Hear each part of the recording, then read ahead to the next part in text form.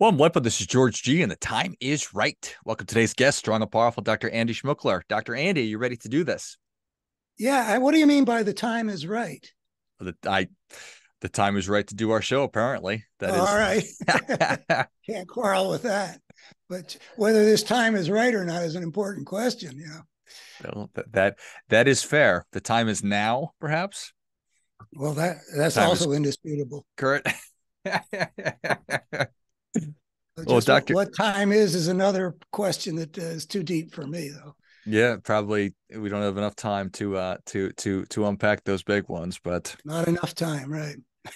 Dr. Andy is back. He is an author, a columnist, a speaker, thought leader, amongst many other things. Excited to have you back on, Andy. Tell us a little about your personal life, some more about your work, and why you do what you do. Well, I do what I do because I got called to it. It's over a half century ago. It was just, it was an experience that changed the course of my life. And I think we got into the idea that came to me or was shown to me or whatever it was last time we spoke. And it's got to do with, let's just say, I wouldn't have put it this way until fairly recently. I consider it a toss up whether in the next not that many generations, humankind, human civilization will either get its act together or it will destroy itself. And I can argue that we're not going to just muddle through that muddle through thing we've been doing for a few thousand years. That's not going to remain a long-term strategy for humankind, and I really care which it's going to be. And I've got some things to I've put some things together into an understanding of what I'm calling a better human story. That's the phrase that I've hit upon. That could help. If it's a toss-up, it could help to lead us to the outcome that we would want, rather than destroying ourselves with a nuclear holocaust or upsetting the biosphere that we depend on for our survival. So why do I do what I do? I think I've got something to impart that could help preserve things I care about. I appreciate that. How did you settle on better? Well, what? How did I settle on better? Well, when I first sold the first big piece of what I'm calling my integrative vision, the thing that came to me in 1970, when I first wrote it up and it got published in this book that's visible over my shoulder here in 1984 from the University of California Press, my approach was sort of a bad news prophetic kind of thing. We humans should be humbled by the discovery that we have not been in charge of how civilization has developed, or not nearly as in charge as we have assumed. But I came to think that you catch more flies with honey than with vinegar, though I don't know how many flies I've caught anyway. But the implications of what I saw in 1970 that I've been developing all kinds of ramifications are. One is that we are better creatures than we have thought ourselves to be. What I think I prove is that any creature on any planet, anywhere in the cosmos, that takes the step out of the natural order onto the path of civilization will inevitably, regardless of its nature, be compelled to take some of the kind of destructive and ugly course that human history has taken. I think I can prove that, but it takes a bit of doing. But that's actually good news. The belief systems that we have been brought down to us through the centuries, that were put together by people who didn't understand what, in an evolutionary perspective, that unprecedented step of extricating ourselves from the niche in which we evolved biologically and by inventing our own way of life. They didn't understand how they got to where they were. They looked around the human world. They saw all the tyranny and the chronic war and the exploitation of the many by the few, and they said, they concluded what seemed obvious, which is this must be who we are. And if any creature, regardless of its nature, taking that step would be swept up in the social evolutionary process that I think I prove was inevitable, then the better story is better, at least in part, in telling us that ugliness isn't us. It is a product of the dynamics of the system that we unwittingly unleashed. But that's not I think we touched upon that idea last time. I've been working on some other implications of the evolutionary perspective, which is also a kind of better, where what I think I can prove is that the moral dimension, which I think a lot of the secular worldview thinks as, gives a short shrift, it's merely subjective. It's just a matter of opinion. That moral dimension is real, it is important, and it is life-serving. And that's kind of where I'd like to go. And also the spiritual dimension, which is also given short shrift in a lot of our secular worldview, the people who are looking at the world, not in terms of our religious traditions, but in terms of whatever it is that they are left with and what we've developed since Darwin showed that there's a history of a different kind than we knew. I think it is better for humankind also not to give short shrift to the moral and spiritual dimension, but to recognize that they're both real, important, and life-serving. And I think I can demonstrate that if we've got the time for me to walk through the steps. Let's go. Well, the evolutionary principle that this is derived from is that, for the most part, whatever has been crafted by the natural selection into a species is there because it helped those who had it to survive at a higher rate than those who didn't have it. That's what natural selection is. So a big current in the secular worldview looks at our experiential realm and says, well, it's merely subjective because, what's real is objective. But the thing is, an actual process of evolution was shaping the creatures that evolved. And it was instilling in them whatever it was that would prove to help them survive and get their DNA into the future. So among these things that we have been crafted with, I mean, you and I both have noses and eyes and, all the rest of the equipment. But we're also crafted to have certain experiential tendencies. This is a phrase I've started using in recent months. And one of them is that we have been crafted to divide experience into the better and the worse. The better are the things that we like and we want to have experience and we seek them out. And the worse are the opposite one. You don't drop a rock on your foot, stuff like that. And you can infer from the fact that spectrum of better and worse is there, that it helped our ancestors, however far back you got to go. I mean, we're not the only species that feels that way. My cat's out there. She feels that way very strongly. Some things are good and some things are not good. Yeah. And I don't know how far down it goes, but it ain't just us. So it's obvious that spectrum of experience was put there because it motivates us to act in certain ways that lead to survival. That's what I mean by life serving. It feels good.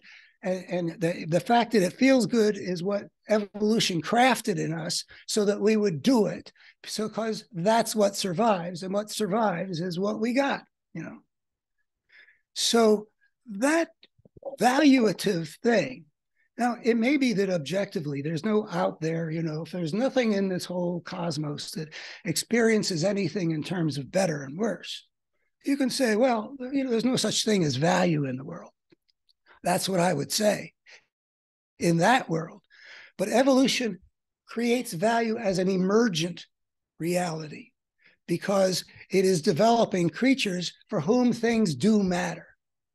Fulfillment is better than misery. It just is. And value then exists in the world. And it is life-serving because that's the whole purpose. It's part of the strategy for survival. So it would be another line of discussion to say that once you've established the reality of value, you can derive from it that there is something real and important that has to do with a moral dimension of the shoulds of what we want to do, that certain outcomes are better than others, that we want a world in which life is thriving and not in one in which it was being destroyed or being degraded or suffering. There is a better and a worse in the experiential realm. Not to be dismissed as merely subjective, because the experience itself was a representation of the world in which we had to survive. You know, mathematically, you can sort of derive it. This is what you got to do. These are the motivations you got to have. And this is how we bring value in to achieve that. That's what life managed to do. Should I go on to the spiritual dimension and it's being real and important? Yeah. I think that makes sense to me. It does make you could follow that. Yes, because I really don't know how easy it is to convey some of this stuff. I know I've written it, you know, on my website. You know, anybody wants to go deep into it, but anyway, I'm glad. So the spiritual dimension is pretty recent for me. The value part actually makes an early appearance back in the early version of that book. It sort of sneaks in the corner, but the spiritual part, I only recently thought through the logical steps.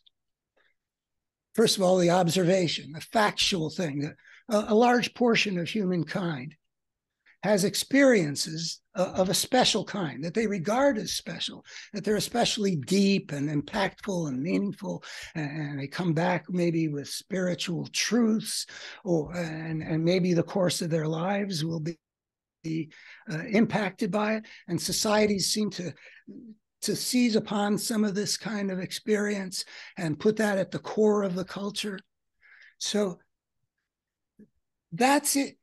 A part of our nature. I don't know if it's one of those things that, you know, everybody's got it, but I think that the evidence is that at least a third of the people report experiences that I think qualify for being in that category.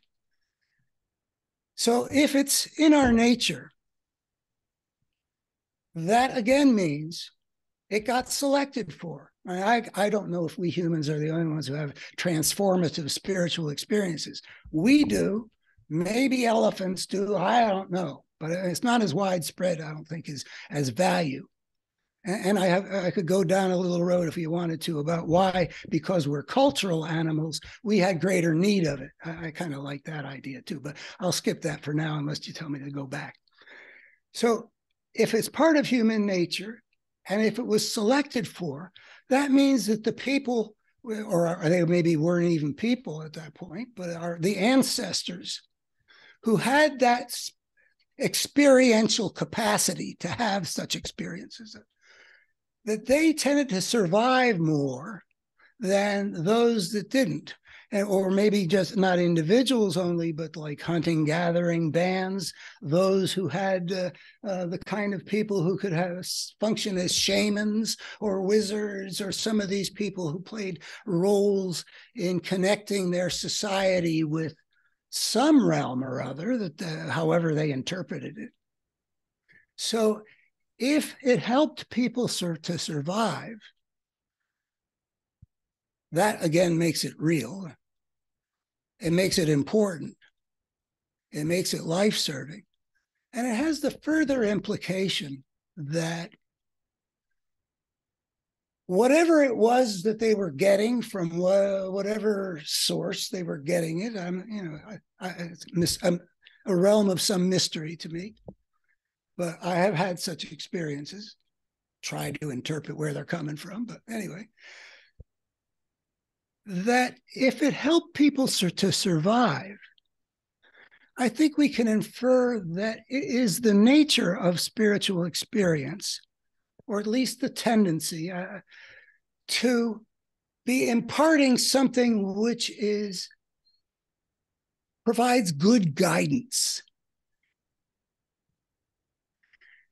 It has an impact on people. They take a different path, and that path turns out to lead to life rather than death.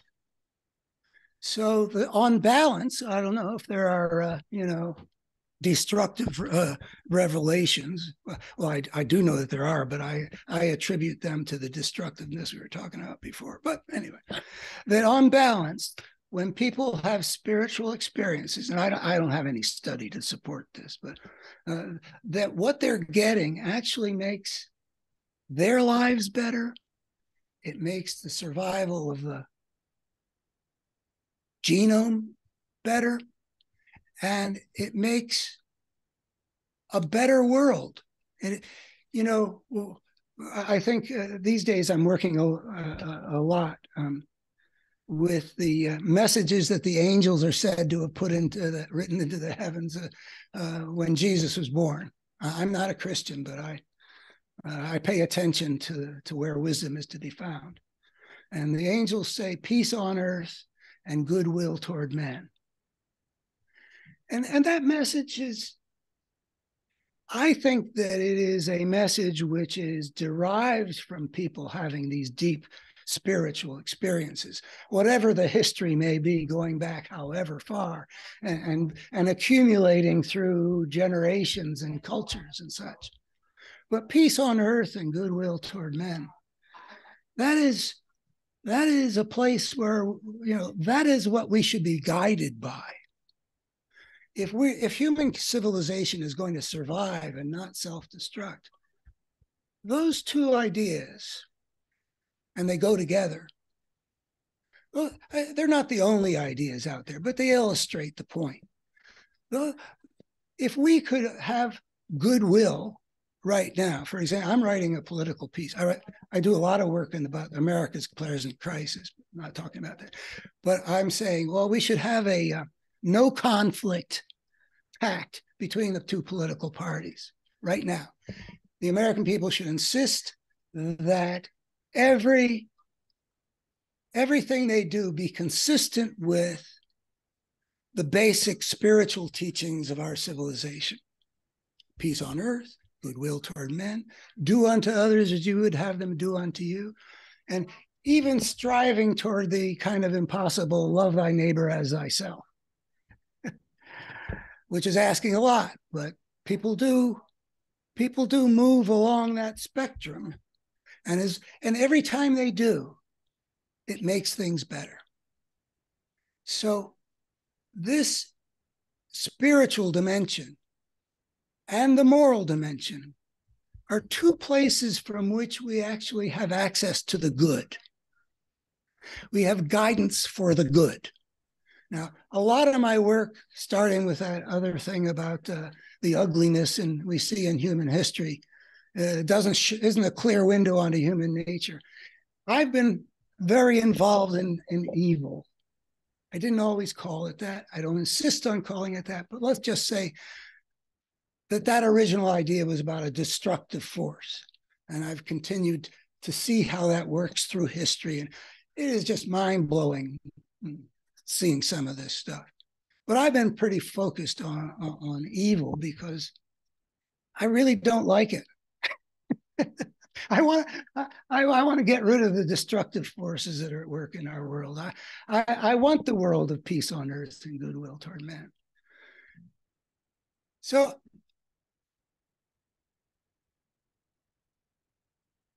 now I'm trying to say that if we're going to win this battle between good and evil, and I try to show that that actually describes, I mean, it so parallels what our civilization has understood before as the battle between good and evil, that it's worth calling that, though people don't like it. And for 20 years, I've got experience about how people don't like those words. But it acts that way.